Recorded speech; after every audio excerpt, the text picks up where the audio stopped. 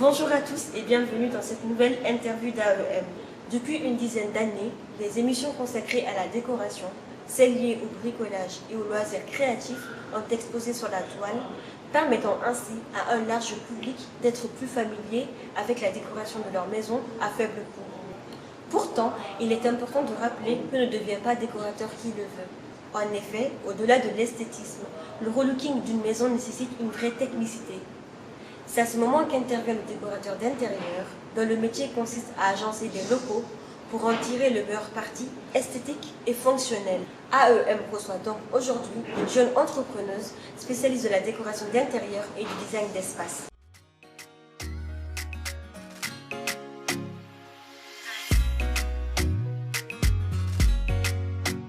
Bonjour Claudiana et merci d'avoir accepté notre invitation.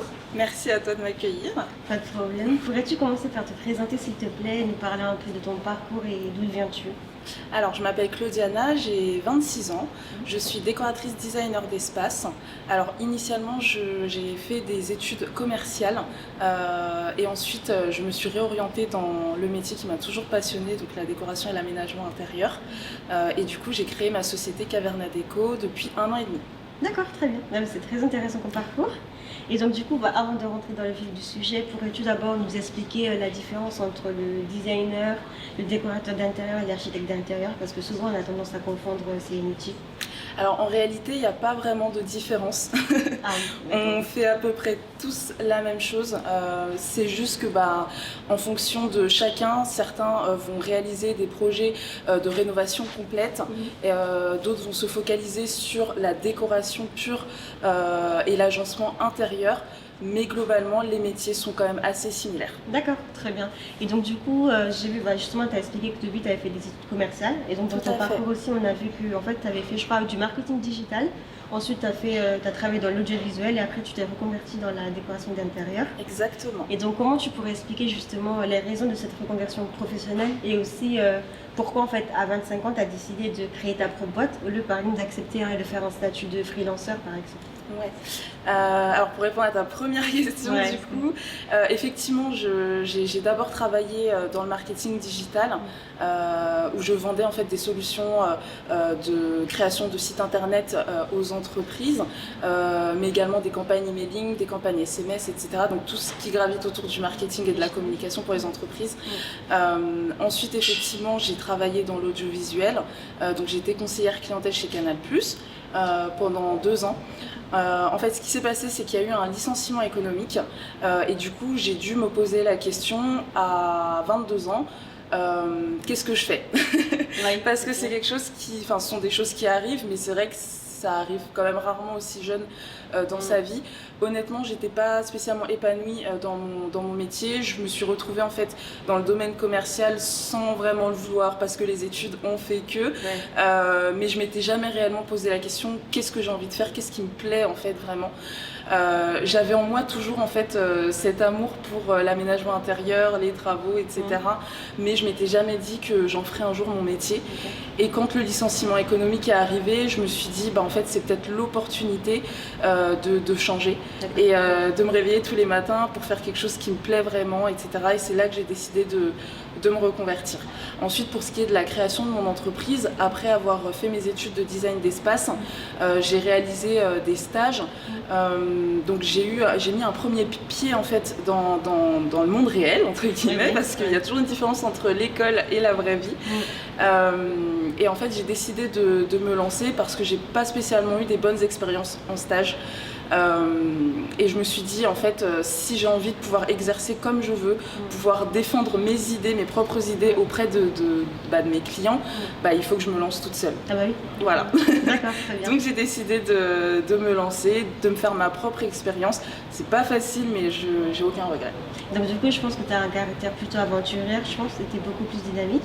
Est-ce que du coup, dans ton explication, finalement, je pense que tu n'as pas du tout eu le syndrome de l'imposteur, ni des doutes avant de foncer Alors, on a toujours des doutes, on a toujours des peurs. Je pense que ça, en tant qu'être humain, c'est normal d'avoir ce genre de sentiments. Je pense qu'il faut, en fait, quand on se lance dans l'entrepreneuriat, faire preuve de courage. C'est-à-dire que t'as peur, mais t'y vas quand même. Et c'est vrai que oui, à plusieurs reprises, j'ai eu peur. On m'a pas toujours ouvert des portes. Et je pense que ce qui fait la différence, c'est vraiment la détermination. Même si là ça marche pas, je continue encore et encore et finalement j'ai quand même eu des belles opportunités et je continue à en avoir, donc je suis très contente. Très bien, merci beaucoup aussi pour ce message qui est très encourageant et inspirant aussi, je pense, auprès des jeunes, parce que souvent les gens ils ont peur de l'inconnu, c'est pour ça en fait qu'ils décident pas de faire une reconversion professionnelle. Et donc du coup, vu que là tu travailles dans la décoration d'intérieur, en général ce secteur là, en fait tous les métiers créatifs, en fait la particularité c'est que c'est des métiers en fait qui nécessitent de l'expérience et de la notoriété pour que les personnes justement puissent grandir en fait au niveau du public. Et donc toi, comment tu as fait en fait pour atteindre tes premiers clients, et dans une large mesure par exemple, qu'est-ce que tu penses que tu devrais faire en fait pour améliorer par exemple ta réputation dans un large périmètre. Alors en fait, comment j'ai commencé? Je me suis dit, bon, déjà dans un premier temps, je suis Claudiana, j'avais 23 ans, 24 ans à l'époque. J'habite dans une petite ville, ça serait déjà bien de me faire connaître dans Je rappelle de France, parce qu'on est en France quand même. Du coup, on est suivi en Afrique aussi, c'est pour ça. Ok. Ouais. Donc oui, en France et en Île-de-France, je me suis dit déjà dans un premier temps, je vais essayer de me faire connaître à ma petite échelle. Donc bon, déjà mes proches, des amis d'amis, ma ville. Et en fait, la première chose que j'ai faite, c'est donc de solliciter la mairie de ma ville, pour justement paraître dans le journal trimestriel local de ma ville, pour parler de ma société, de mon activité, parce que là où j'habite, j'ai pas beaucoup de concurrence, il n'y a pas beaucoup de gens qui font ce métier-là, donc les gens n'ont pas forcément l'habitude de faire appel à des personnes comme moi. Donc ça a été ma première stratégie, de me faire connaître au niveau local. Après j'ai un petit peu plus ouvert ma stratégie au niveau départemental, en intégrant des groupes d'entrepreneurs, en allant régulièrement à des soirées de networking. Donc c'est aussi des regroupements, des regroupements d'entrepreneurs où on est là pour faire du business, pour voir comment éventuellement on peut collaborer les uns les autres. Et grâce à ça, en fait, j'ai fait beaucoup de belles rencontres. J'ai rencontré des personnes avec qui je travaille encore actuellement dans des soirées de networking. Donc ça a été vraiment un tremplin en fait pour mon activité, et surtout faisant une activité où c'est très visuel finalement, je me suis dit sur quel réseau je vais me mettre, et j'ai décidé du coup de beaucoup m'investir sur Instagram, et ça aussi ça a été vraiment un tremplin pour mon activité, parce que dans mon compte Instagram je partage mon quotidien d'entrepreneur et mon quotidien de décoratrice designer d'espace, et c'est vrai que ça m'a aussi aidé à me faire connaître, ça m'a aidé aussi à avoir d'autres interviews, des articles dans des blogs, pour justement parler de mon parcours, de mon activité, etc., et aussi de trouver des clients. D'accord, très bien. En tout cas, ce point il est très très complet, donc je pense pour trouver ses clients, je pense. Et donc du coup là, je vais plus me focaliser sur le processus de création. Donc j'ai vu que ton leitmotiv c'était un projet bien pensé, je répète, c'est un projet bien réfléchi et déjà à moitié fini. Et donc du coup, comment pourrais-tu nous expliquer en fait ton processus de création, et dans une large mesure également où est-ce que tu trouves ton inspiration pour finaliser tes projets? Alors quand tu dis mon processus de création dans l'ensemble, quand par exemple il y a des clients qui viennent te voir, quelles sont les étapes en fait que tu fais pour aboutir au processus final en fait? Alors déjà il faut savoir que je n'ai pas qu'une seule prestation, et j'ai pas qu'une seule demande, d'ailleurs toutes les demandes sont quand même assez uniques, mais de manière générale elles commencent toutes par un échange avec la personne. Généralement on va dire dans 80% des cas, 90% des cas, les gens viennent vers moi parce qu'ils ont aimé un des projets que j'ai réalisé. Ça leur a plu et ils se sont dit du coup elle est dans mes goûts, parce que c'est aussi un point important dans mon métier en tout cas, même si le but c'est pas de reproduire les mêmes choses, mais il faut quand même que entre mon client et moi on se comprenne en termes de style, etc. Et donc les gens viennent principalement vers moi par rapport à ça. Donc il y a un échange, un brief client, la personne m'explique sa demande et je lui fais une proposition au niveau de la prestation la plus adaptée. Donc soit un coaching déco s'il s'agit juste de conseils pour redécorer l'espace, réagencer l'intérieur de cette personne. Sinon ça peut également être un projet, enfin une prestation un peu plus développée que j'appelle book d'études décoratives, où là dedans il y a des choses un peu plus poussées, des plans, des visuels 3D, des vidéos d'immersion pour que la personne puisse se projeter en amont. Je sélectionne avec cette personne des matériaux, des couleurs, du mobilier, etc. Donc je fais plusieurs propositions, on avance ensemble progressivement. Je ne fais pas un projet global que je lui remets, il se débrouille, on avance vraiment pas à pas en fait. Voilà, exactement. Ou sinon, ma troisième formule, c'est le book, mais avec toute la partie rénovation. Je recommande des artisans de confiance et où je suis le chantier pour la bonne réalisation du projet. Et effectivement, dans mon leitmotiv, quand je dis un projet bien réfléchi, déjà à moitié fini, c'est parce que je considère que dans un projet de rénovation ou d'aménagement, il faut le réfléchir avant de le mettre en œuvre. Souvent, les gens ont tendance à se dire, bon, j'ai envie de rénover, je me lance. Et puis pendant la rénovation, ils se posent des questions et en fait, on perd énormément de temps. On perd aussi de l'argent parce qu'on ne fait pas forcément les bons choix. On va mettre telle couleur, tel matériau et finalement, ah bah non, c'est pas adapté, ah bah non, ça va pas, ça me convient pas. Donc, je considère vraiment que c'est important de réfléchir un projet avant de se lancer. Et c'est pour ça que pour moi, dès qu'il est réfléchi, il est posé sur le papier, c'est validé, et il est déjà à moitié fini. Il reste plus qu'à le réaliser par les bonnes équipes, bien évidemment, mais il est déjà à moitié fini. D'accord. Et donc, du coup, où est-ce que tu trouves ton inspiration en général pour la créativité ? Alors mon inspiration, je la trouve absolument partout. C'est-à-dire que contrairement à ce qu'on pourrait penser, je ne fais pas que regarder des émissions de déco, des magazines de déco, c'est absolument... Alors ça m'arrive bien évidemment, mais c'est pas ce que je fais principalement.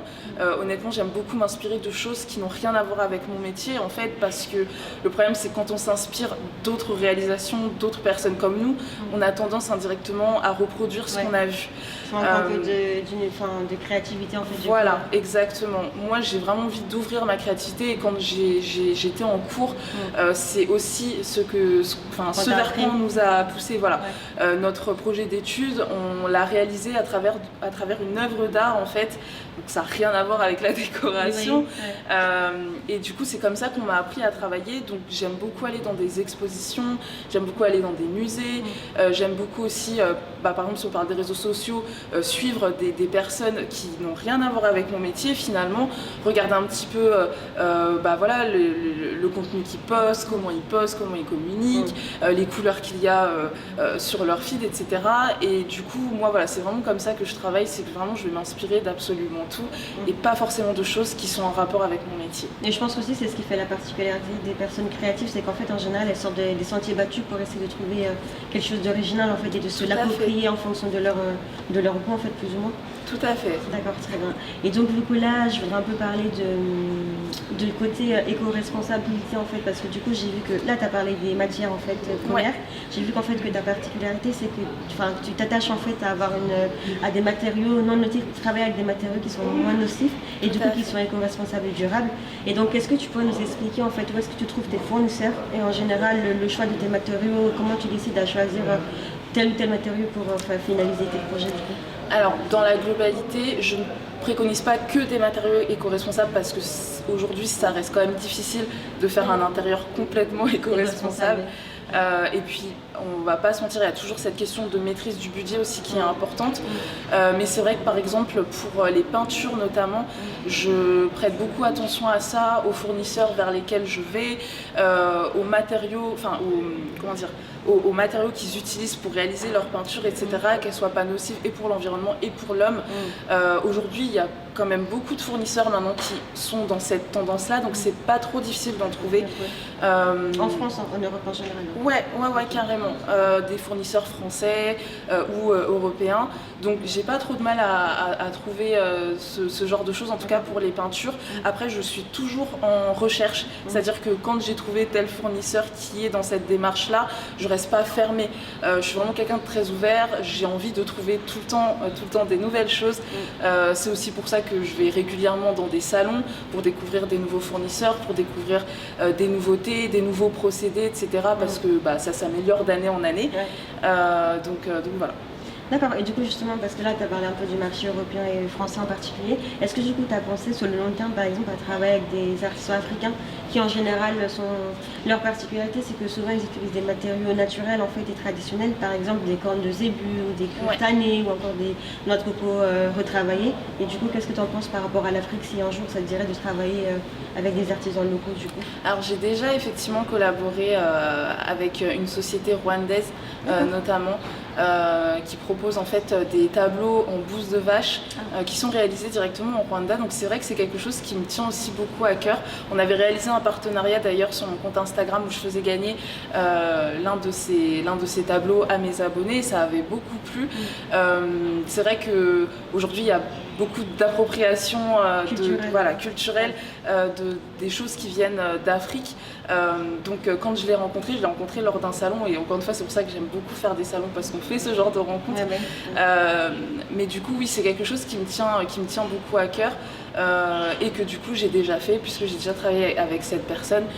Et si j'en rencontre d'autres, ça sera avec grand plaisir que je le ferai et que je mettrai en avant justement ce savoir-faire qui malheureusement n'est pas tant mis en avant que ça, ou qui l'est mis mais qui avec des personnes qui se sont appropriées en fait parce que souvent, ce savoir-faire. Quand on fait des recherches de décoration africaine, tout le temps marqué si vous voulez un peu d'exotisme dans vos salons, prenez un peu une décoration africaine quoi. Donc ouais, tout à fait. D'accord, très bien. Et du coup j'avais aussi une autre question par rapport à ta polyvalence, parce que du coup tu es quelqu'un de très très dynamique, tu touches un peu à tout, tu l'as dit depuis le début de cette émission. Est-ce que du coup j'ai vu que ta Caverna Déco du coup c'est ta société de décoration d'intérieur, ton activité principale. Ensuite tu es prof du coup, correctrice dans une école d'art appliqué et de design, et enfin tu es aussi une passionnée de mobilier vintage du coup d'époque. C'est ça. Et donc tu as une boutique en ligne. Est-ce que tu peux nous expliquer justement comment tu arrives à concilier ces différentes choses que tu entreprends en fait finalement à 26 ans? Alors le mot d'ordre c'est organisation. Ça c'est la chose principale pour concilier tout ça, parce que oui en fait ça demande du temps. Ce sont effectivement les 3 activités dans lesquelles je m'investis. C'est pas forcément facile au quotidien, mais en fait je pense que la passion fait que finalement j'y arrive, parce que alors j'ai commencé tout d'abord par mon activité principale, il n'y avait pas les autres avant, ça s'est rajouté après. Mon activité de prof, en fait l'opportunité s'est un petit peu présentée comme ça. J'ai toujours aimé l'école de manière générale, bien studieuse mais d'un point de vue étudiante, c'est-à-dire d'apprendre des choses, etc. Enfin, ça peut surprendre, mais c'est vrai que j'ai beaucoup aimé ça. Et en fait, je me suis dit, mais peut-être que ça me plairait aussi d'enseigner, ça me plairait de transmettre mon savoir, etc. Et en fait, quand j'ai eu cette opportunité, je me suis dit, pourquoi pas? Et honnêtement, je prends vraiment beaucoup de plaisir à le faire. Et c'est vrai que dans mon métier de prof, il faut énormément de bienveillance, parce que ce sont aussi des personnes en reconversion. Et contrairement à moi, généralement les gens ne se reconvertissent pas à 22 ans. C'est des personnes qui sont plus âgées et qui ont parfois 10, 15, 20 ans d'expérience derrière elles. C'est aussi de se faire un peu, enfin je dirais pas respecter parce qu'on n'est pas à l'école militaire, mais d'imposer parfois ses idées, dans le sens où tu essaies de pousser plus à de la rigueur en fait au niveau du travail. C'est un peu compliqué ou pas avec la différence d'âge du coup? Alors je le ressens pas forcément parce que je le fais à distance. Je pense que si on était en présentiel ça serait plus compliqué, mais ça me plairait quand même. Mais du coup c'est vrai qu'il y a cette difficulté de manière écrite, parce que j'écris à mes élèves. Effectivement il faut que je leur fasse comprendre que il faut plus de rigueur, il faut qu'ils gardent toujours en tête que ce sont des futurs professionnels. Donc le rendu qu'ils font, il faut qu'il soit présentable auprès d'un client. Et c'est vrai que oui, il y a cette difficulté là, et il faut aussi faire attention à comment tu le dis. Il faut utiliser les bons mots. Il faut être diplomate aussi. Voilà, il faut être très diplomate, parce que c'est vrai que de manière écrite, déjà de manière parlée, on peut mal se comprendre. De manière écrite, il n'y a pas l'intonation, donc c'est encore plus compliqué. Donc ouais, au quotidien, en fait, je dois systématiquement faire attention à ça, à comment je dis les choses, et aussi être toujours dans une démarche d'encourager les gens, parce que même si la personne n'a pas réussi son devoir, bah, on peut toujours trouver quelque chose de bon en fait dans ce qu'elle a fait, et lui dire que bah voilà, ça n'allait pas, mais tu peux faire mieux, tu peux, je te conseille de faire ça pour améliorer ton devoir, pour améliorer tes futurs devoirs, etc. Donc voilà, il faut toujours encourager les gens, et honnêtement, j'y prends vraiment beaucoup de plaisir. Donc je suis vraiment très ravie de le faire. Et pour mon activité, ma troisième activité de vente de mobilier vintage, bah ça aussi c'est un petit peu arrivé par hasard.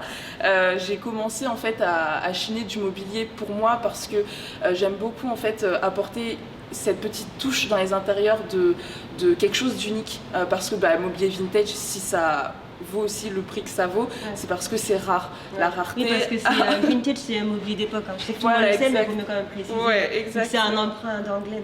Ouais. Et du coup, la rareté fait que ça a un certain prix, et la rareté fait que bah, en fait, ce que tu as chez toi, tu le retrouveras pas chez toi. Chez les autres. Donc c'est sûr qu'on va tous aussi chez Ikea, mais on sait qu'en allant chez Ikea, bah, le voisin l'aura aussi. Oui. Donc c'est vrai que dans mon activité principale, j'aime bien apporter ce petit truc en plus de bah, j'ai trouvé telle pièce unique en fait. Donc j'ai commencé à le faire pour moi, ça me plaisait beaucoup, et puis bah, en fait j'habite dans un appartement, donc au bout d'un moment j'ai plus de place. Et je me suis dit bah tiens, pourquoi en fait je le revendrais pas. Donc j'ai commencé par 2 pièces que j'ai vendu en même pas 24 heures, et là je me suis dit waouh. C'était un marché qui était un peu prometteur du coup. Ouais. Et du coup en fait bah pareil, je prends beaucoup de plaisir à dénicher en fait des pièces coup de cœur pour le plaisir des gens en fait, tout simplement. Et donc c'est comme ça que ça a commencé, c'est que j'ai acheté pour moi, j'avais plus de place, j'ai revendu, et ça s'est vendu très vite. Et aujourd'hui du coup bah, je continue. Alors j'ai quand même de la chance d'avoir de la place pour stocker chez moi du mobilier, et du coup bah, j'arrive à renouveler mon stock quand même assez rapidement. D'accord. Et du coup là tu pourrais nous expliquer un peu ton enfance, dans le sens où comment tu as eu ce goût-là en fait pour le mobilier vintage en général et tout ce qui est créativité en fait. Parce que souvent quand on est petit, on voudrait faire un métier plus tard, mais au fil du temps on change de décision, soit en raison de la vie, des événements, etc. Toi, du coup, j'ai l'impression que là, du coup, tu as décidé de faire une reconversion professionnelle pour vraiment trouver la voie qui te correspondait le mieux. Et donc, du coup, est-ce que c'est lié à ton enfance, en fait, ce goût-là pour les métiers créatifs? Je pense que oui. En fait, j'ai toujours été attirée par ces métiers-là. De manière générale, j'aimais beaucoup les cours d'art plastique, j'aimais beaucoup les cours de musique. J'étais très nulle en art plastique. Bah, moi, ça va. Mais c'est vrai qu'en fait, j'ai toujours été attirée par ça, mais sans me dire que je pouvais faire des études dedans. Pourquoi en fait? Parce que tu t'es mis une barrière, ou tu t'es dit... Je pense que je me suis mis moi-même des barrières, et aussi parce que bah, malheureusement, j'avais pas forcément des parents qui m'encourageaient là-dedans. Par exemple, quand j'étais petite, j'avais commencé à faire du piano, ils m'ont pas spécialement encouragée là-dedans, donc j'ai arrêté. Aujourd'hui, j'ai repris. Maintenant que je suis grande et que je peux prendre mes propres décisions, j'ai repris. Mais c'est vrai que j'avais pas des parents qui me poussaient forcément vers ça. Et puis c'est vrai qu'aussi quand on est à l'école, on n'est pas spécialement bien orienté, donc on va plus nous pousser vers faites des métiers où il y a beaucoup d'employabilité. Donc voilà, donc en fait j'avais ça en moi sans vraiment l'avoir développé. Et quand je me suis reconvertie, j'ai eu une grande réflexion aussi, et je me suis dit en fait depuis que j'étais petite, on m'a pas dit on m'a posé des choses, on m'a jamais dit que en fait tu peux en faire ton métier, etc. Et du coup j'avais l'âge de prendre mes propres décisions, et c'est pour ça que je me suis tournée vers ça. Mais dans mon enfance, on m'a pas poussée vers ça, je l'avais en moi et on l'a pas, mon entourage l'a pas développé en fait. D'accord. Donc voilà. Du coup, t'as pris ta propre décision pour prendre ton envol. Ouais, et j'ai eu la chance surtout de pouvoir le faire, parce que pour moi, du coup, ce licenciement a été plus une chance que voilà. Mais justement, en parlant de licenciement, c'est ce qui se passe avec le Covid, là, du coup, avec la crise sanitaire, du coup, qui a causé la perte de nombreux emplois. Est-ce que, du coup, tu penses que la crise sanitaire, c'est une opportunité pour les personnes de se réorienter ou de découvrir d'autres choses? Parce que souvent, en fait, quand je regarde un peu sur Instagram, c'est vrai que ça me blase, dans le sens où il y a beaucoup de jeunes qui râlent par rapport au Covid, c'est normal parce qu'à un moment donné, être confiné à la maison, c'est compliqué. Mais je veux dire aussi, c'est peut-être une occasion aussi pour essayer de repenser de nouvelles choses, pour sortir un peu de son quotidien et être créatif. Je sais pas moi, se lancer dans un nouveau projet, changer un peu. Et toi, du coup, comment le Covid t'a affecté en fait? Est-ce que c'était une aubaine pour toi, pour te redécouvrir, ou plutôt c'était une façon pour toi aussi de te reposer vu que tu fais trop d'activités à côté? Non, ça n'a pas été de tout repos. Alors je pense que quand c'est arrivé la première fois, ça a été très dur parce que on se pose des questions. À l'époque, ça faisait 1 an que j'avais lancé ma société, donc je suis encore dans mes débuts, dans ma progression, et du coup cette chose-là arrive et du coup l'avenir devient tout de suite incertain. On se pose plein de questions, etc. Donc ça a été très stressant au début. Et puis finalement, en fait, moi ce que j'en ai retenu, c'est que je pense que c'est important de se diversifier. Parce que pendant le premier confinement, finalement mon activité de prof pour le coup a pris le dessus. Parce que comme je suis prof dans une école à distance et que les élèves travaillent à distance, ils avaient beaucoup de temps pour travailler. Donc il y a eu beaucoup de travail pour cette activité-là.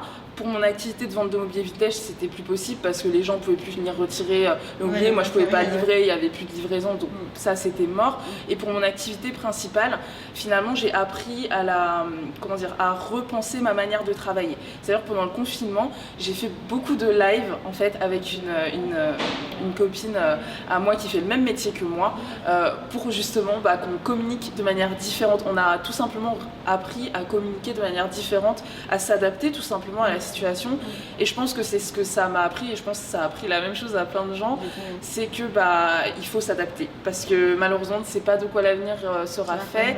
Et il faut savoir toujours rebondir, et je pense qu'on l'a aussi vu même avec des grosses sociétés, ou même par exemple à la télévision. On a vu que les gens faisaient des émissions de chez eux, etc. Et finalement ça m'a beaucoup inspiré aussi en me disant en fait non, c'est pas mort, il faut juste réfléchir comment faire pour rebondir, comment faire pour communiquer différemment. Et honnêtement, pour ma part, et c'est une chance, le Covid a été plutôt bénéfique pour mon activité parce que j'ai beaucoup communiqué. Les gens étaient sur les réseaux sociaux plus que d'habitude, donc j'ai été visible, et du coup ça m'a permis de trouver des clients aussi pendant le confinement et après, et ça a fait un boom en fait, plus qu'autre chose. Ok, merci beaucoup. Du coup, ce sera le mot de la fin. Et donc du coup, si on souhaiterait te suivre au niveau de tes projets, être coaché, où est-ce qu'on pourrait te retrouver? Alors j'ai un site internet, du coup ma société s'appelle Caverna Déco. Et je suis du coup très active sur Instagram. Mon compte Instagram porte le même nom, Caverna Déco. D'accord, du coup on peut te contacter via Instagram pour... Tout à fait, via Instagram ou mon site internet, il y a un formulaire que vous pouvez remplir aussi. D'accord, très bien. Merci beaucoup d'avoir pris du temps pour cette interview. Merci à vous d'avoir regardé cette interview. On se retrouve très bientôt pour une nouvelle émission.